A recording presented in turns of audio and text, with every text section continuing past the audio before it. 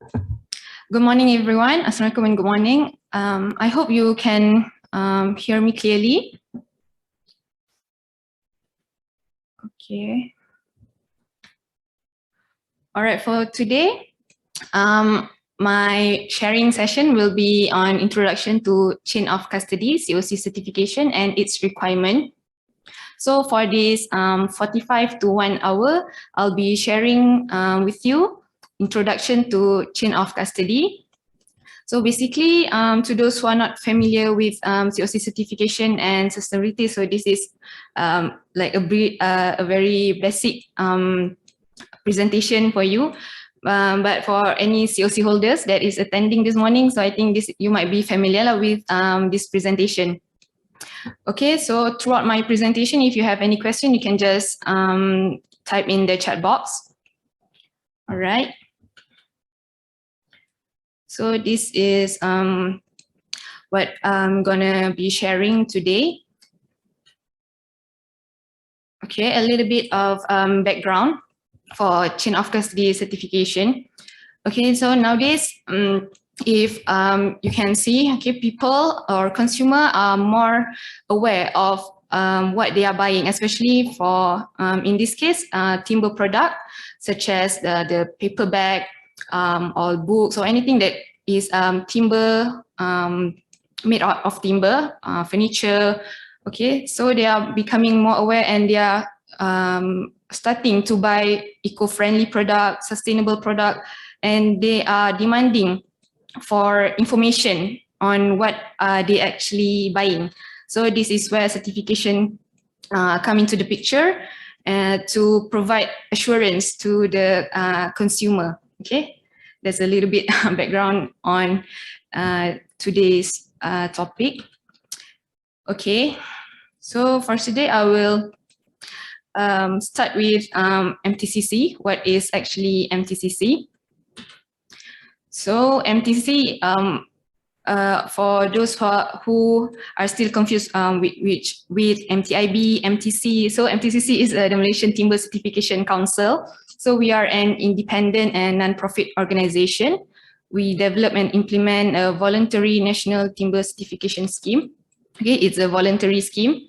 So we established in October 1998 following the decision of the 13th meeting of National Forestry Council. So this is our new vision and mission that was launched during our 20th anniversary in 2019. So we aim MTCC is committed to strengthen the Mtcs to realize the full value and contribution of forests through certification. Okay. So this is the Mtcc strategy, which also is based on our new vision and mission. Of course, to have a greater uptake of Mtcs certification. So maybe with this sharing and briefing, we can actually have more people interested to, company interested to get the certification, COC certification. Okay, that's about it. So this is the core functions of MTCC. It's a NGB, National Governing Body for Mtcs, Malaysian Timber Certification Scheme. So we process application for certification bodies. Okay, we don't process application from client, from organization, okay? That is certification bodies job to do it. So we issue logo license, okay, for those who are requesting to use Pfc or Mtcc logo, we liaise with AB, accreditation body, and also CB. We also implement procedure for investigation and resolution of disputes, complaint, and appeals. We also support standard setting process and the periodic reviews. Other than that, MTCC main activities also to create awareness and also capacity building, like training the auditors. We also do briefings for companies for COC certification, and we engage with stakeholders. We also collaborate with local, regional, and international partners. So we join the Asian Working Group, Asia Pacific Expert Group, and many more. So we also do promotion and marketing. we participated in lots of trade and exhibition. And also we do create awareness towards certification in most of our activities, such as the photography competition. Okay, next is the implementation of the Malaysian Timber Certification Scheme. Okay, so Mtcs started in October 2001. So the Mtcs is aimed to encourage and promote the implementation of sustainable forest management and timber trade in Malaysia. Okay, provide independent assessment of forest management and companies. So this independent assessment, meaning we have the certification body to do the assessment for us. It's not Mtcc that's going to audit your company. It's not Mtcc that is going to update the forest management unit. Okay, this is to avoid biasness and also to enhance our image and credibility. Okay. So this is our institutional arrangement. Like I said just now, applicants for FM and COC will apply directly to certification bodies. So you can choose which CB you want to go to. And then CB will conduct the audit and CB also will grant the certificate. Okay, for Mtcc, we work closely with the accreditation body, which is Department of Standard Malaysia, DSM. And DSM also give accreditation to the CB. And the CB also have to apply before they can conduct the audit. They have to apply to be Pfc notified certification body from Mtcc. Okay. So this is the components of Mtcs. So we have two certification under the Malaysian Timber Certification Scheme. The first one is the Forest Management Certification. So this one, if you join yesterday's webinar, is all about the forest management certification, and it's a link process to the chain of custody certification actually. So in this, this in Mtcs, you can actually demonstrate your legal and sustainable sourcing from forest product from the forest to your customers. So it's linked from the forest to the end user. Okay. So for chain of custody certification is a process of evaluating and tracking wood products from certified forests to point of sale to ensure certified origin of the products. So you can track back what you have bought, for example, your furniture. So you can track back just to the certified forest, where is the origins of the product. Okay, that is what COC is about. Okay, next is the Mtcs Standard. So this is the Forest Management Certification Standard, which is MCNI Sustainable Forest Management. This is our latest revised standard. Okay, and then for COC, we are adopting the Pfc International Standard, which also has been revised. This is the latest one, Pfc ST 2020.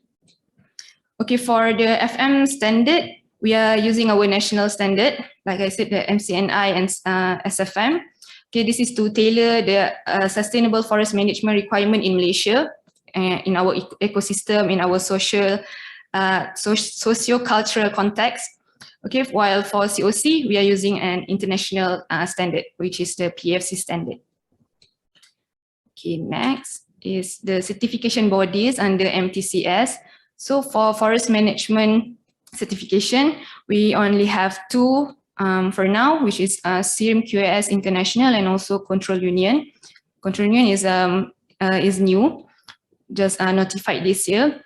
And for COC, we have quite a number of CBs, local and also international, okay, such as Intertech, SGS, PSV. For international, we also have Control Union, Bureau Veritas. Okay. So this is the certified timber companies under Mtcs as of September this year, 2021. So we have 380 companies that have been issued with COC certificate. So as you can see, the highest number is sawmill that is certified. and the lowest is others. Others is actually doors, and the latest one we have mosquito coil. So we just categorize it as others. And you can also see exporters. There's also quite a number of exporters that is certified. Also molding, furniture, and so on. So these are the 22 types of main types of exported products actually from Malaysia, which is on timber, molding, plywood, and also wood pellets. Okay, we started certified paper was exported since 2012.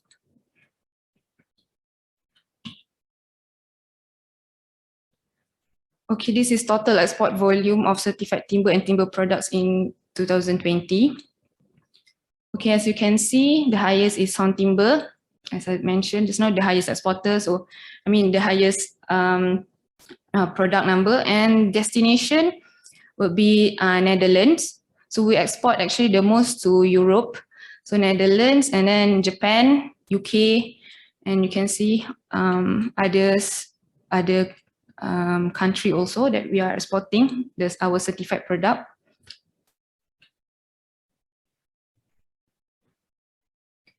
Okay, this is the worldwide export of Mtcs certified timber products. So as of 31st July, we have the cumulative total is 2.62 million cubic meter.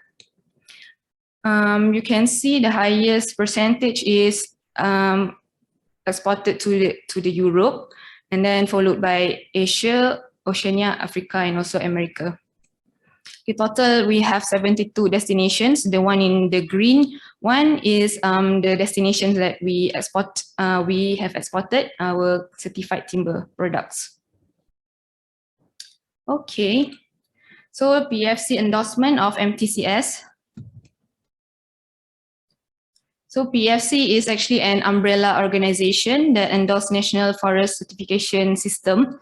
So it's a global non-profit, non-governmental organization. Pfc promotes voluntary sustainable forest management SFM through independent third-party verification. Pfc also sets standards for SFM and COC. So Pfc is the world's largest forest certification system and provider of 60% of global certified forest area. It's a little bit about Pfc. So endorsement of Mtcs. Like I mentioned earlier, okay, we are using our national standards, and it's reviewed regularly by Pfc. So we are actually the first tropical forest scheme in Asia Pacific region to be endorsed by Pfc in May 2009. And we re-endorsed after 5 years in July 2014. And the latest, we just maintain our endorsement this year in June 2021 for another 5 years. Okay, so endorsement actually provides global recognition. So we are mutually recognized with other 47 Pfc endorsed scheme. Okay, the Mtcs has been accepted also under the national timber procurement policies in Denmark, United Kingdom, Germany, Finland, Belgium, Switzerland, and many more. Okay, with this endorsement, so we can be mutually recognized. So this is why we want to be endorsed under Pfc. So this is the Pfc members endorsed system and distribution. As you can see, the darker color, the darker green is Pfc members with endorsed system, and the lighter green, just a little bit, with not endorsed system yet. Okay, the blue dot is actually countries that have COC certificates. So you can see it is like a bunch of group there in Europe. So that is where actually our buyer from also. And you can also source from all these blue dot country that also can supply the COC material, I mean certified material. So overall, we have 20,000 COC certificate holders all over the world. All right. Okay, so moving on to chain of custody certification. I hope you are still with me. Okay, so what is actually chain of custody? So this is an example of COC, chain of custody, from a certified forest. Okay, you go to certified logs, and then certified logs go into the certified sawmill, certified plywood, become a certified furniture, and then being exported by certified exporter. Okay, so here you can see it's a path, the path that taken by the product from the forest all the way to the consumer. So along the way, all the processing, manufacturing, every single entity or element, every single stage must be certified in the chain of custody certification. Okay, so this is just a brief picture on what chain of custody is. So it plays an important role in ensuring traceability of wood from its origin, which is the certified forest, throughout the entire supply chain. Okay. So identification of certified material at the company level. In in the COC supply chain, only certified input is sold as certified product. So if it is not certified, and then you cannot sell the product as certified. All companies in the supply chain need to be certified, like I mentioned just now. So if one company is not certified, that means the chain is broken. So no claim can be used. So you cannot say your product is Pfc certified if your company is not certified, or your buyer, if it is not certified and they are buying from you, which is the certified company, but they cannot put the claim as certified because the entity, I mean your buyer, is not a certified buyer. Okay, so it's all about a chain, a traceability, and the link from the origin of the, from the forest to the final consumer. Okay, I hope you have the idea of COC for now. Okay, so I'll share an overview of the Pfc Chain of Custody International Standard. So this is not a very deep briefing. This is I will just brief a little bit, just overview on what actually in the Pfc International Standard. Okay, so So for COCs, Chain of Custody certification, we are using Pfc Chain of Custody Forest and Tree-Based Products requirement, the Pfc Standard. So it entered into force in 14 February 2020, and the transition, it's still in the transition. So transition date will be in 14 August 2020. So for now, many companies still using the 2013 standard. So why are we using the international standard? Of course, this is worldwide. This is recognized worldwide, the standard. So it will be easier for the company to be audited, so for our product to be audited, because the standard is used by thousands of companies, certification bodies, and also accreditation bodies. So in the standard, I will highlight about management system and requirements. Okay, there are also social, health, and safety requirements in this standard.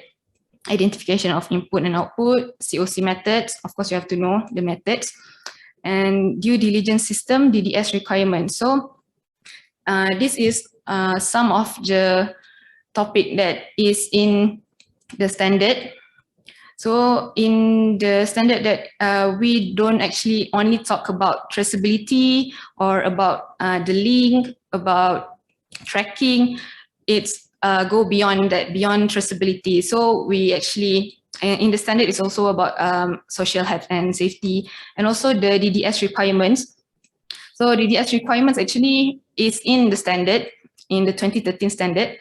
So to meet the requirement for legality, to comply with the US Lacey Act, UTR, European Timber Regulation, and Australian Illegal Logging Prohibition Act.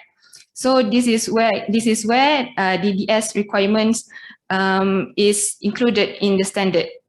Okay. So COC is not just about you track your product and then you want to know the origin. It's more than that in the Pfc standard. So let's go into the standard. So this is the management system requirement. So as you can see, there is like 4 stages: identification of inputs, there are DDS, COC methods, and declaration of outputs, and also trademark. So inside it's not only management system that manage the system, it's overall management of the COC process from the beginning. You get your supply, your material, until what you actually sell. Okay, it's for documented procedures. Okay, it's a very essential to have everything documented, especially your COC process, and then your organization structure, responsibilities. Okay, COC process flow. And then you have responsibilities and authorities, record keeping. Record keeping is very important. You know, for you to verify, you have to gather your information, verify your information on the quantities of the material that is supplied to you. Okay, so resources management. Okay, for COC, we actually have MR in all our certificate holders company, management representative. So this is the person that actually is responsible, you know, to write the procedure to ensure that the company is up to date with the manual or the working instruction. Okay, to show that you comply actually with the Pfc standard. And also, it is important to assign role and responsibilities to staff, and also to have training, formal training for your staff, to ensure they know about the COC process and how they actually, you know, can distinguish the certified material with the non-certified material. Okay, this is just an overview of the overall management requirements. All right, and there's also safety and health requirement in this standard. So this is requirements relating to health, safety, and labor issues. This is based on ILO Declaration on Fundamental Principles and Right at Work, 1998. So this requirement shall be demonstrated to show that your commitment to comply with the social health and safety requirements. For example, workers are not prevented from joining any association, no forced labor, no minimum legal age is 15 for the worker, working conditions do not endanger safety or health. Okay, you have to ensure your worker is wearing PPE if it's needed to, and workers are not denied equal employment opportunities and treatment. All right.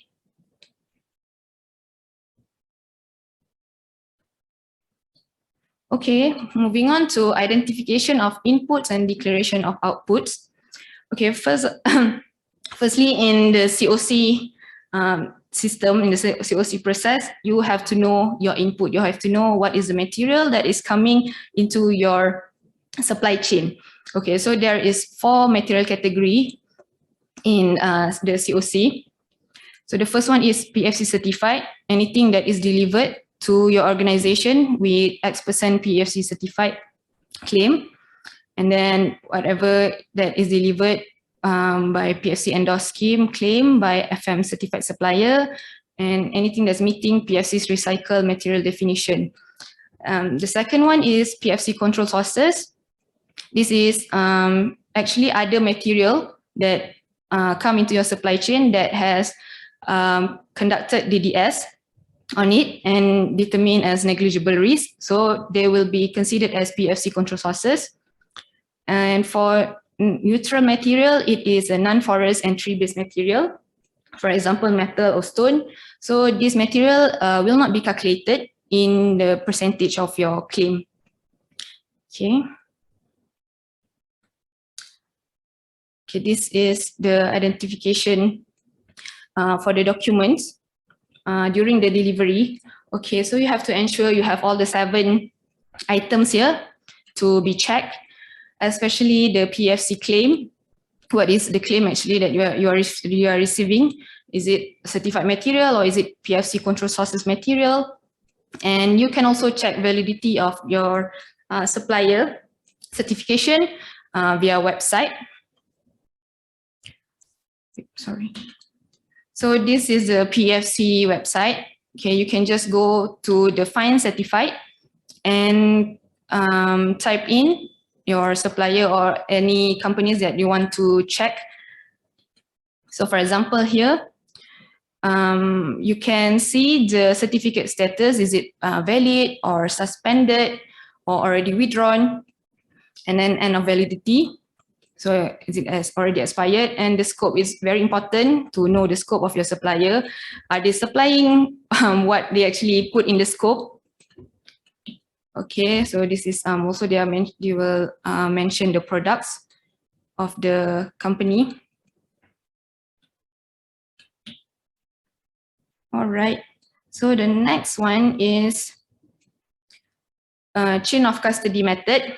So we have 3 separate COC methods: physical separations, percentage methods, okay, what's this?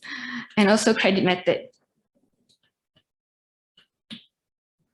Okay, for physical separation method, this is a basic one. You have to separate it. No mixing of Pfc certified material with Pfc control sources material. These examples of physical separation method. You can do it by tagging, you can do it by painting the timber with some color, because as you can see, the second picture, they paint it with yellow color to show that it is certified material. Okay. So you can also distinguish it with storage marking and also characteristic, as long as you can distinguish between the certified and the control sources material.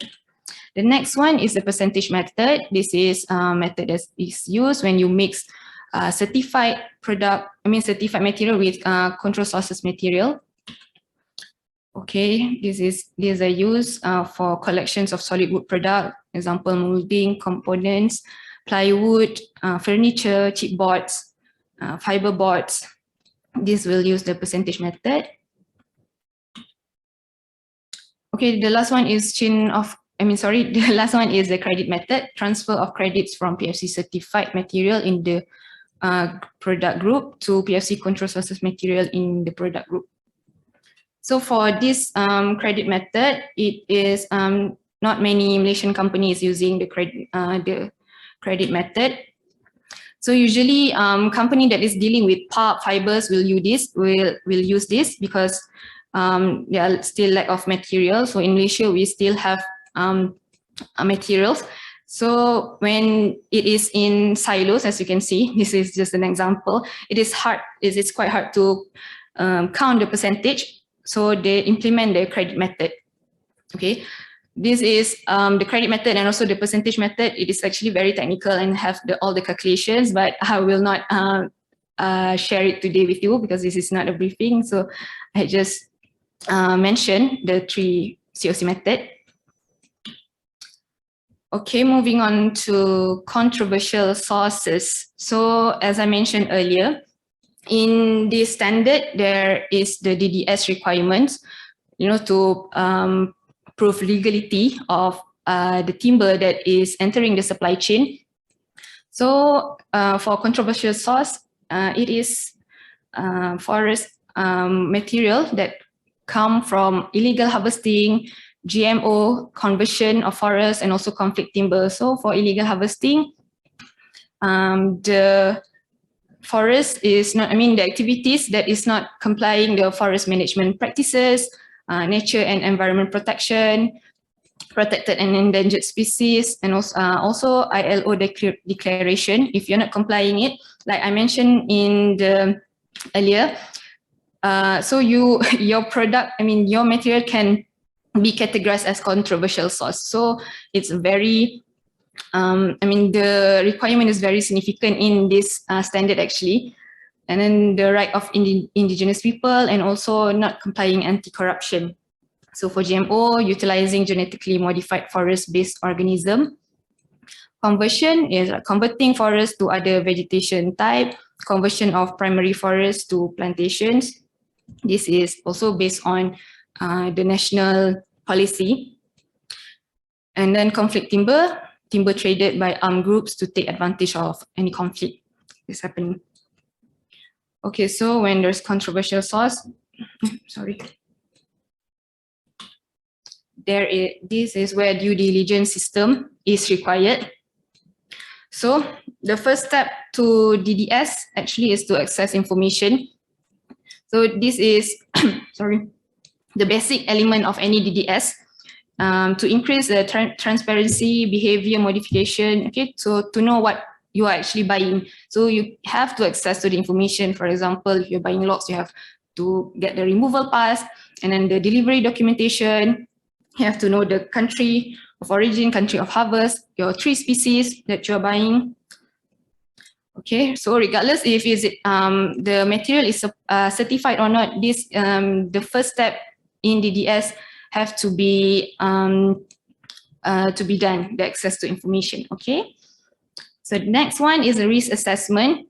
So now that you have all the information and you can use to carry out the risk assessment. So for material that is delivered with a Pfc claim, you can just stop at the access to information. You don't have to do the risk assessment.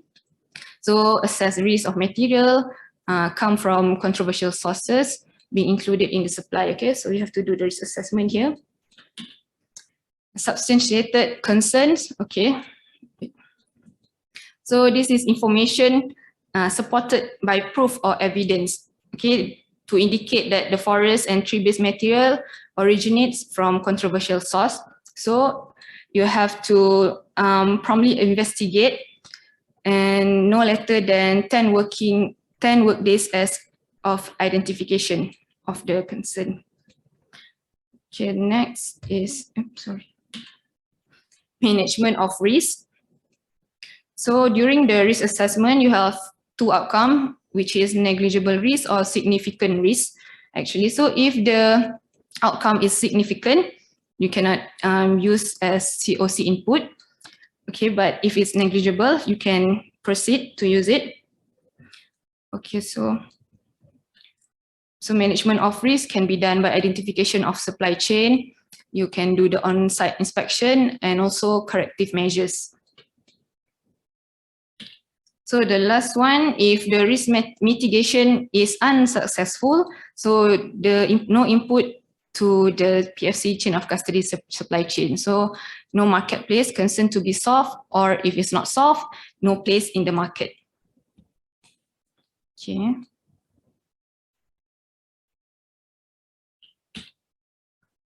So this is like the overview of what the DDS that I have explained just now. Sorry, looking for mouse. So this is for physical separation method.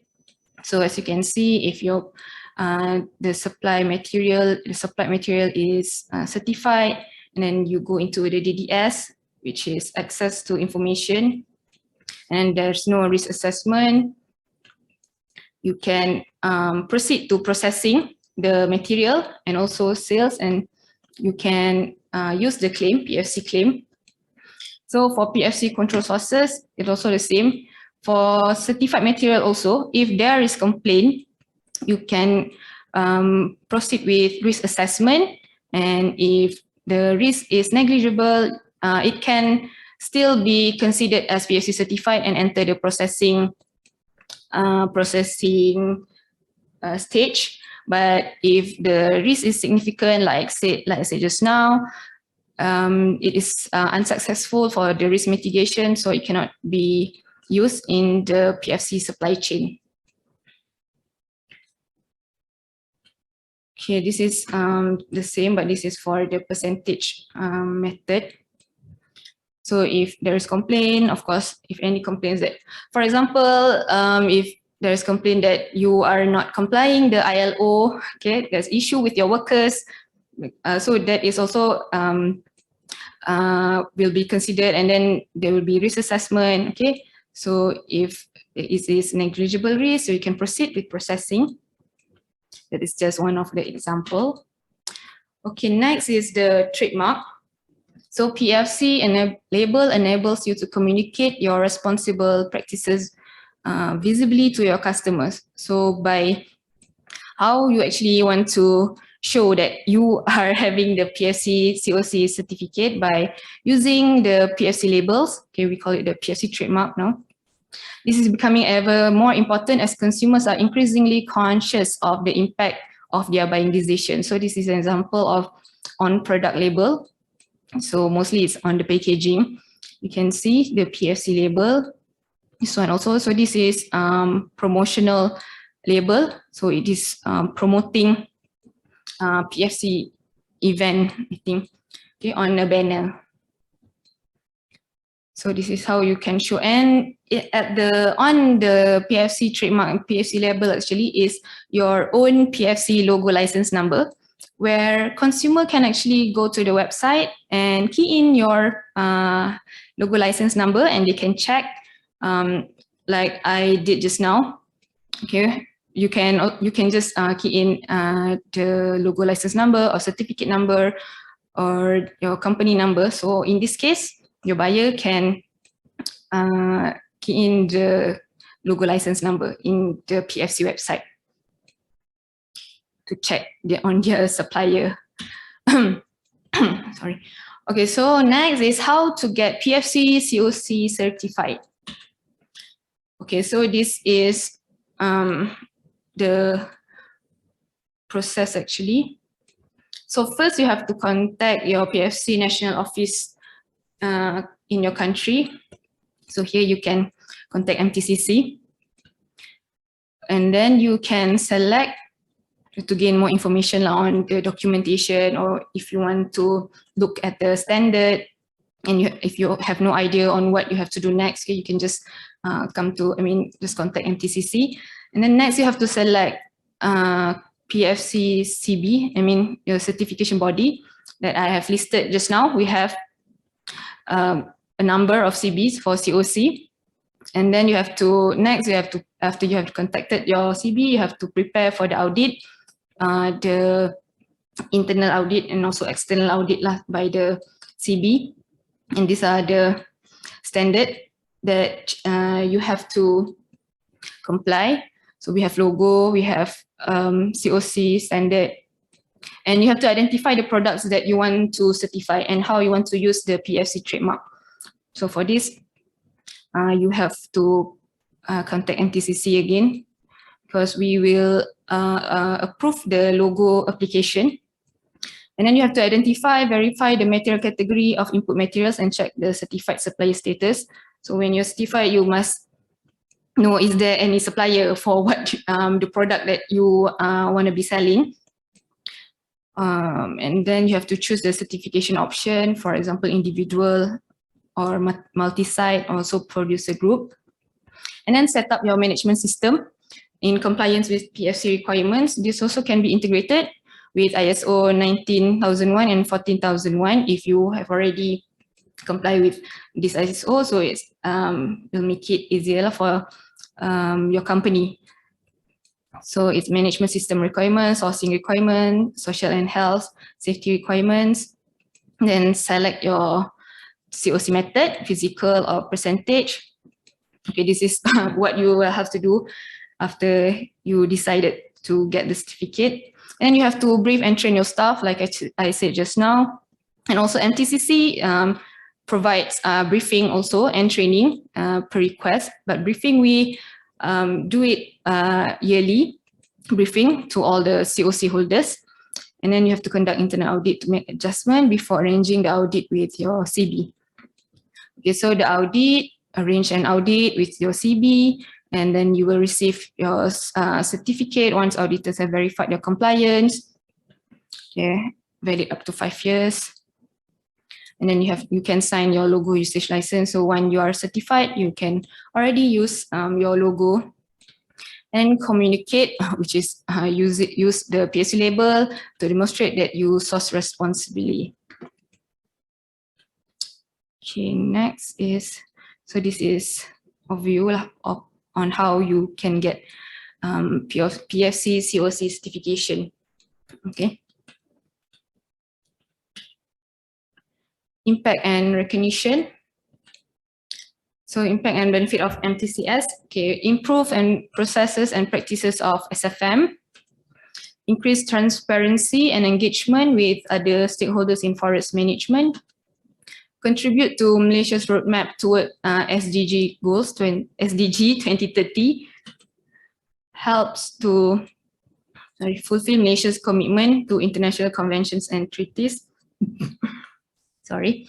Raises values of forest resources, provides access to environmentally sensitive market. So this is the SDG. Okay, so for information, the Pfc standard is actually complying to the SDG goals. Okay, so we have 17 SDG, the 17 SD goals. So except for number 14, that is not complied by the Pfc standard. So the other 16 is complied by, you can see the blue one, the blue and black color. So only at the sustainable forest management practice reduces sedimentation, improving condition of rivers is not included.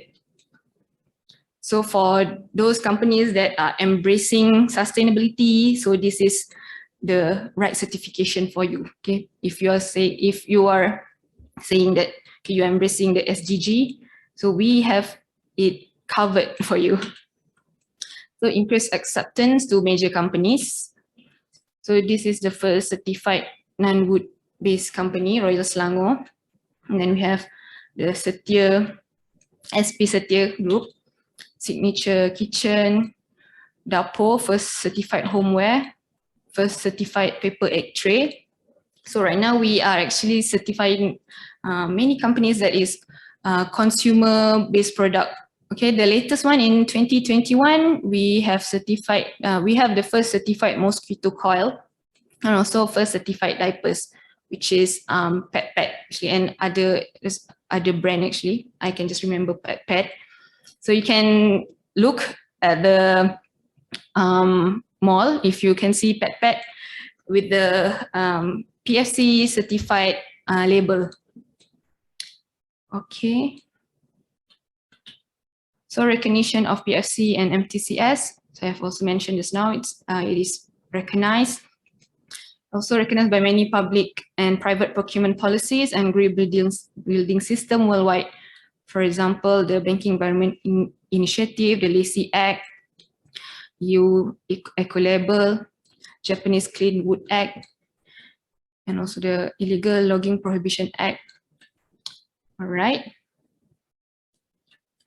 Okay, that's it from me.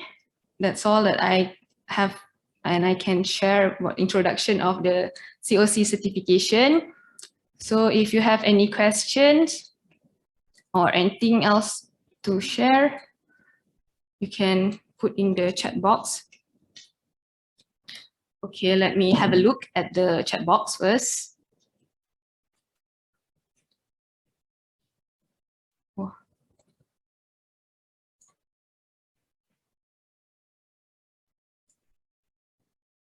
Morning. Okay, from Encik Awang Mentali, the fundamental of COC is for certification is a question actually. Okay. So it depends. Okay, I'm not sure which slide are you referring to.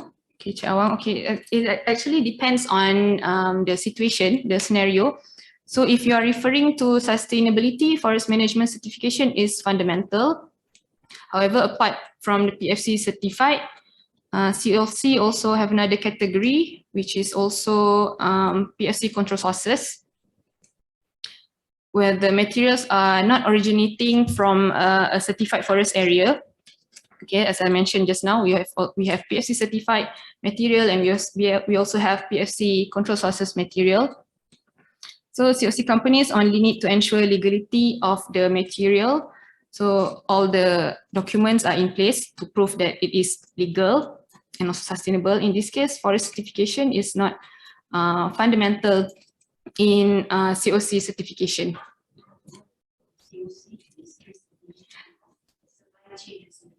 The fundamental is for COC is the traceability actually.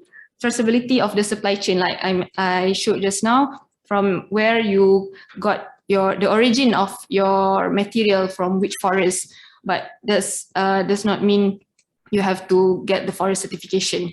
Okay. Am I Am I answering the question? This is the supply chain traceability, actually, is the fundamental of the COC. Is anyone talking? Thank you, Cik Awang, for the question. Any more question or anything you can share with the rest of the participants? Okay, we have 45 here. So it's 10:50. So I use about 45 minutes for the presentation.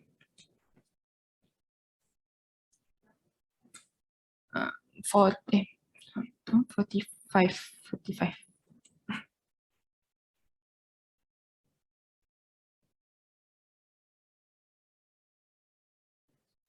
Oh, no more questions.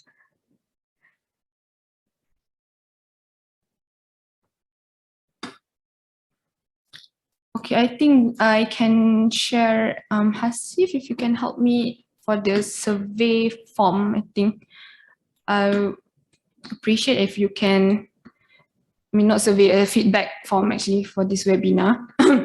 I'll share with you shortly. Yeah, Adibah, we will send the survey form to emails. Okay, okay, sure. Okay, we'll send the survey form Thank through you. email. Okay, if there is no any other further questions, I think that's all from me. Thank you for making time to join this webinar, this briefing on introduction to COC. Is there anything from you, Hasif?